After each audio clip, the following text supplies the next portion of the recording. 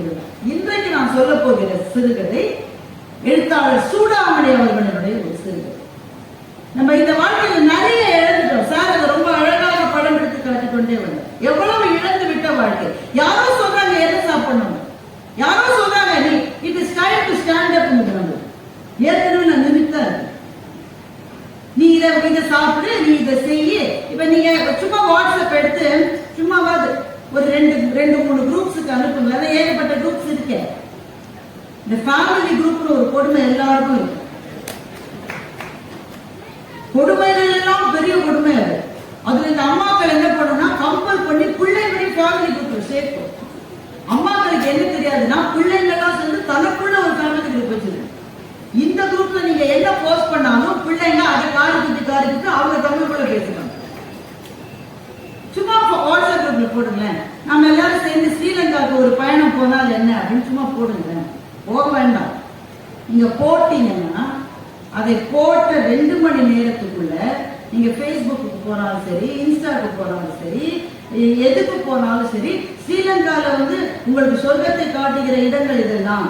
நீங்க ஸ்ரீலங்கால தங்க வேண்டும். நான் ஒன்று சொல்லலையப்பா. நான் என் மச்சான்கிட்ட பேசிட்டு இருந்தேன். நீ மச்சான்கிட்ட பேசினாலும், மாப்பிள்ளைகிட்ட பேசினாலும், மருமகிட்ட பேசினாலும், நீ போன்ல தான் பேசிட்டு இருக்க. Phone is listening to. இப்படி மற்றவர்கள் நம்மை கவனித்துக் கொண்டே இருக்கிற ஒரு உலகத்தில் நாம் வாழ்கிற போது பலவற்றை இழக்கிறோம். இழந்ததனுடைய பட்டியல் மிக பெரிது. நம்ம சின்ன பிள்ளையா இருக்கும்போது வீட்டு வாசல்ல வித்துட்டு போவாங்க. அந்த குரல்களை இழந்து விட்டோம். பாத்தீங்களா? பாய் பாய் பாய்க்கு கத்திட்டு ஒருத்தர் கரெக்டா போவார். இந்த பஞ்சு மிட்டாயில் இருக்கிற சகோதரர் ஒரு போவார். அவர் ஒரு குச்சி வச்சுருவாரு. குச்சி மேல ஒரு பொம்மை இருக்கும். அந்த பொம்மையை பார்க்க எப்படி பரவசமா இருக்கும் தெரியுமா? அவர் இந்த கையில இந்த ரோஸ் கலர்ல ஒரு வாட்ச் ஒண்ணு, அதை விட ஒரு சுவையான இனிப்பு என் வாழ்க்கையில் நான் சாப்பிட்டதே இல்லை. அந்த மிட்டாயை விட எவ்வளவு இழந்திருக்கிறோம். இப்படி இழந்ததுனா பரவாயில்ல, ஏன்னா இழந்தது பல வேற ஒன்று கிடைக்கும் வாழ்க்கையில். ஆனால் மிகப்பெரிய இழப்பு என்று நான் நினைப்பது சகோதர சகோதரிகளுக்கு இடையிலே இருக்கின்ற அந்த ஒற்றுமை கலந்த ஒரு வாழ்க்கை. நீங்க ஒத்துக்கிறீங்களான்னு எனக்கு தெரியல. ஆனா முன்ன மாதிரி அது இல்லைன்னு எனக்கு தோன்றுது. சூடாமணி ஒரு கதை எழுதியிருக்கார். அந்த கதையில ஆரம்பத்துல எல்லா அவங்க அந்த கதையை எழுதி 40 வருஷத்துக்கு மேல இருக்கும். ஆனா அந்த கதையை கிட்ட இப்ப நடக்கிற மாதிரி இருக்கும். அதுதான் சூடாமணியினுடைய எழுத்தினுடைய சிறப்பு. சூடாமணி சில உடல் குறைபாடுகளால் அவங்க வீட்டை விட்டு பெரும்பாலும் வெளியே போயிடாத ஒரு எழுத்தாளர்.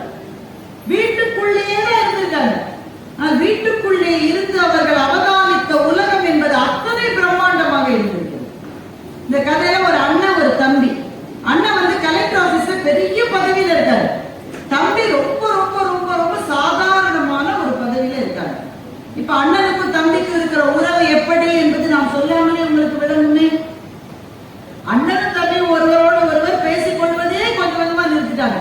அப்படியே அவங்க பேசினாலும் அவங்க வீட்டுக்காரமா அவர்கள் உரையாடுவதை விரும்புவதே கிடையாது.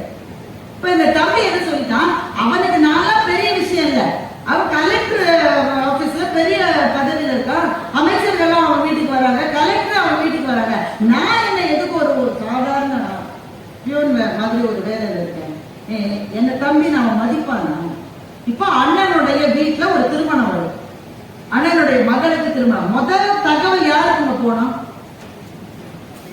தம்பிட்ட ஆலோசனை கேட்டிருக்கணும். ஆனா பத்திரிகை எல்லாம் அடிச்ச பிறகுதான் அண்ணன் வீட்டுல கல்யாணமே தம்பிக்கு தெரிய வரும். உடனே தம்பி என்னுடைய மனைவி பொங்கி எழுந்து, அவங்களுக்கு என்ன பணக்காரங்க, நம்மள அவங்க மதிப்பாங்களா, நீங்க தான் போய் நீங்க உங்க மரியாதையை கெடுத்துட்டீங்கன்னா இவங்க 2 பேருக்கு சண்டை மூண்டு அண்ணன் பத்திரிகை கொடுத்து அனுப்புறாரு. பத்திரிகையை கொடுத்து அனுப்புறாரு. ஏன் கொடுத்து அனுப்புறாரு? அவங்க வீட்டுக்காரங்க சொல்லியிருக்கோம், அந்த வீட்டுக்கெல்லாம் போய் நான் பத்திரிகை வைக்கிறேன் அப்படின்னு சொல்லியிருக்கேன். தம்பி சொல்லிட்டாரு, கல்யாணம் பக்கத்திலேயே தான் மண்டபம், ஒரே பெரிய பந்தல் போட்டு பிரம்மாண்டமா இருக்கு. தம்பியினுடைய மனைவிக்கு டிக்குன்னு ஆவல். நான் வேணா போயிட்டு வரட்டாங்க, அவமானப்பட்டு வருவேன், நானே போல, நீ எதுக்கு போற? இல்ல என்ன சீர் வச்சிருக்காங்க, என்ன செஞ்சிருக்காங்க, என்ன வரிசை வச்சிருக்காங்க, யார் யார் வராங்க, அதை மாத்திரம் பார்த்துட்டு சிச்சி அங்கெல்லாம் நான் சாப்பிட மாட்டேன், நினைக்கவே மாட்டேன், அதை மாத்திரம் பார்த்துட்டு வரேன்னு மனைவி மட்டும் வேவு பார்க்க போகுது. கல்யாணத்துக்கு போல வேவு பார்க்க போகுது. போன இடத்துல அந்த அண்ணனுடைய மனைவி மனைவி தம்பியினுடைய மனைவி பார்த்தியம்மா வழி தெரிஞ்சுதான் அவங்க வீட்டுக்காரர் வரலையா, கூப்பிடுற மாதிரி கூப்பிட்டா வர்றவங்க எல்லாம் வருவாங்க, கூப்பிடுற மாதிரி நீங்க உறவை வச்சிருக்குன்னா நாங்க வந்து கூப்பிடுறோம், பேசிட்டே போறோம். அதுக்குள்ள கல்யாணத்துக்கு டைம் ஆயிடுச்சு. அண்ணன் வந்து மாடியில இருந்து கலெக்டர் வந்துட்டாரு. கலெக்டர் வரவேற்க அண்ணன் மாடியில இருந்து தப்பு தப்பு தப்புன்னு இறங்கி வராரு. வழியில யாரும் காஃபியை கொட்டி வச்சிருக்காங்க. கால் வழுக்கி விழுந்து பிராக்சர் ஆயிடுச்சு. வலி தாங்க முடியாம அண்ணன் கத்துறாரு. இப்ப அவர் தான் நின்று அந்த சடங்கு முறையை செய்யணும். அப்பா இருந்து செஞ்சாதான் திருமணத்தை செய்ய முடியும். உடனே அண்ணனுடைய மனைவி ஐயோ இப்படி ஆயிடுச்சு, இந்த கண்ணு போட்டுதோ எந்த நல்ல கண்ணு போட்டுதோ இப்படி ஆயிடுச்சு, சரி கல்யாணத்தை வேற தேதிக்கு மாத்தி வைக்கலாங்குது அண்ணனுடைய மனைவி. அண்ணன் சொல்ல மாத்தி வைக்க முடியாது, கலெக்டர் வந்துட்டாரு, மினிஸ்டர் வந்துட்டே இருக்காரு, நான் அவங்களோட டேட்டை வாங்கி தான் இந்த தேதியை வச்சேன், மண்டபத்தை பிடிச்சிருக்கோம், அதெல்லாம் மாத்த முடியாது, நீங்க இப்படி இருக்கிற போது எப்படி செய்ய முடியும்? அண்ணன் சொன்னாரு, நான் நிக்க வேண்டிய இடத்துல நான் இல்லைன்னா நிக்கிறதுக்கு ஒரே ஒரு ஆளுக்கு தான் முடியும். என் தம்பியை போய் கூட்டிட்டு வந்தேன். உடனே தம்பி மனைவி அங்க இருக்கிற அது உள்ள கூட கிழிந்து இருக்கேன் சொல்லிச்சு. அவர் வரமாட்டார், கல்யாணத்தையே வராதவரு, நீங்க வராதனா வராத கூடாதா, நீ வா நான் வரணுமா, நாங்க நீங்க வச்ச ஆளுல நானே கூட சும்மா பார்த்துட்டு போறேன்னு அவர் அதுக்கு கூட வரல. நீங்க ஒண்ணு நினைக்காதீங்க, அவர் வரமாட்டார், நீங்க வேற தேதியில வைங்க. அண்ணா அவருக்கு அதுக்கெல்லாம் பதில் சொல்லல. தன்னோட ஃப்ரெண்ட்ஸ் 2 பேர் கூட என் தம்பியை போய் நான் வர சொன்னேன்னு சொல்லு போ. அவங்க 2 பேரும் போயிட்டாங்க. மண்டபமே நிசப்தமா டிக் டிக் டிக்குன்னு கடிகார சத்தம் மாத்திரம் கேட்குது. முகூர்த்த நேரம் பக்கத்துல வந்துட்டே இருக்கு. நேரம் ஆக ஆக தம்பியினுடைய மனைவிக்கும் மகிழ்ச்சி, அண்ணனுடைய மனைவிக்கும் மகிழ்ச்சி. இந்த ஒரே ஒரு விஷயத்துலதான் ஒத்துமையா இருந்தாங்க. ஏன்னா வரக்கூடாதுன்னு தான் 2 பேரும் நினைக்கிறாங்க.